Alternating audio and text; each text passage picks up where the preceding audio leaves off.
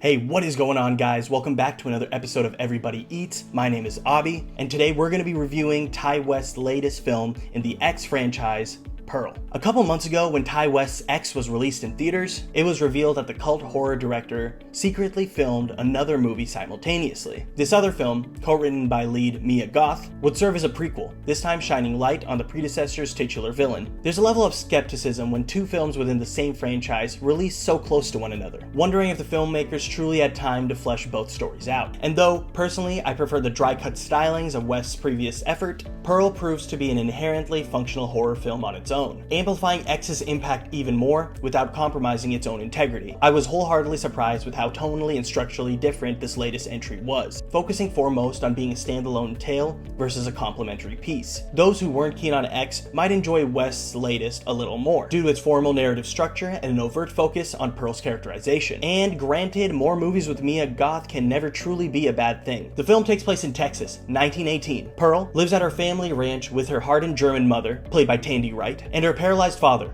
played by Matthew Sunderland. Pearl's husband, Howard, played by Alistair Sewell, is off serving in World War I, so her dreadful sense of isolation, lust, and violence grows stronger by the day. Her mother doesn't respect her desires and tries to keep her as contained as she can, though Pearl's curiosity and stubbornness don't allow for this. One day, Pearl goes into town and meets a projectionist, played by David Cornyswept, and they share an infatuation with one another. He inadvertently becomes an escape for her, and also catalyzes her aspirations to be a Hollywood showgirl even more. As Pearl prepares for her big audition, her family, the projectionist, and her friends all seemingly stand in her way, and there's nothing she won't do to prove that she's got that X factor. This is a one-woman show, and Mia Goth kills it.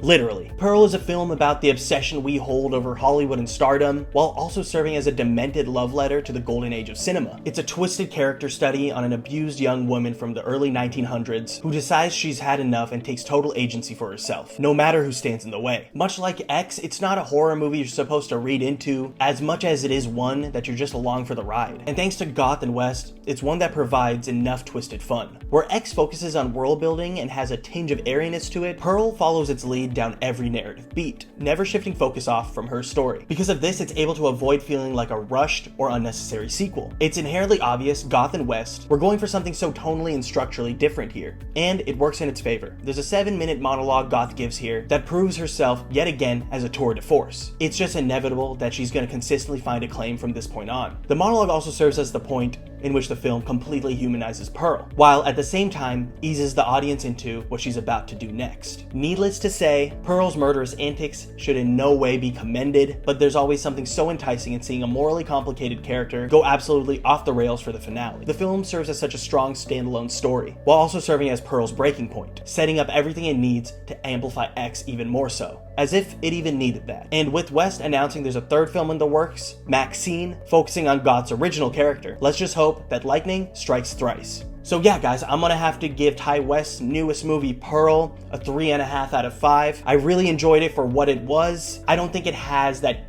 clear-cut motivation that X did, and it definitely didn't engage me as much as it did either, up until the finale at least. But either way, Mia Goth gives a tremendous performance, and if you're a horror fan in any way, definitely still go check it out. It's an original horror movie out in theaters, and I'm just glad that we're getting more of these this year. So yeah, thanks for watching, everybody. My name was Abby. We have a ton more reviews, interviews, podcasts coming out soon, so make sure to stay tuned.